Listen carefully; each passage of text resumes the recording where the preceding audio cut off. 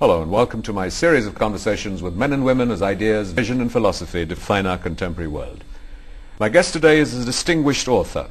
His first novel, A Strange and Sublime Address, won the Commonwealth Writers' Award.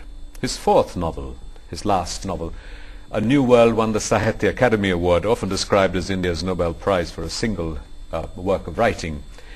In between this, amongst his sort of more familiar books was Afternoon Raga, and as an essayist, poet, writer, he has written and published in publications of distinction and critical repute around the world, from the Times Literary Supplement to the London Review of Books.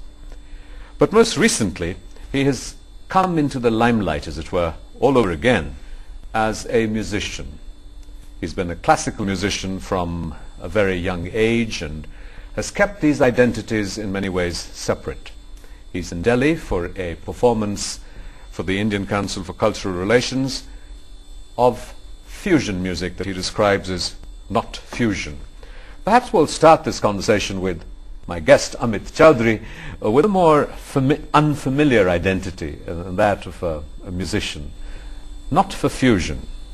What does that mean? And what prompts something like that?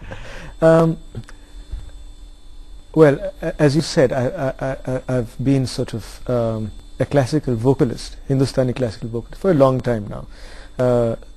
Although less people know about it than they do know my writing.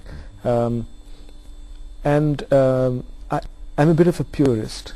I was never very interested in fusion music. No disrespect meant to fusion musicians. But you did have an interest at some time in Western music, yeah. Western popular music, like most young people. Absolutely. In fact, most young people in the growing up in the late 60s and 70s in Bombay, I was no different. I mean, and my first introduction to music, besides of course the fact that my mother was a singer of Tagore and Nazrul Giti and other composers in Bengali music of great distinction. Besides that, I personally was very interested in rock, in the blues, in American folk music. And then at about at the age of 16, I began to discover Indian classical music.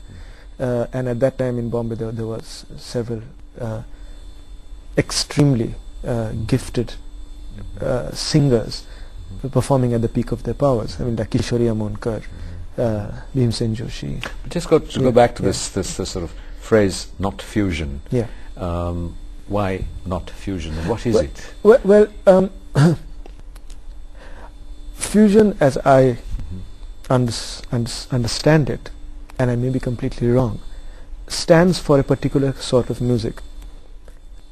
And this is how I think of that music. And again, I don't mean any disrespect to that music, but this is how I understand it. That you have a physical meeting point, a space in which Western musicians come into contact with Indian musicians or Eastern musicians, and they create a music out of that moment of contact. It's a kind of, it's part of the legacy of the old universalist ideas of music as a kind of common language, of man being a kind of universal, and music being able to encompass that or express that. In that story, Indian music is represented by the Indian and is mystical, antique, immemorial. The Western musician almost comes into contact with it to rejuvenate himself or herself. So the Western musician represents maybe the urban or the modern coming into contact with this, and then something is born, and that whatever that was born there inhabits a kind of continuum which doesn't belong anywhere in the world. It's almost a kind of mystical plane. So the songs, the compositions are also called destiny, rebirth, things like that.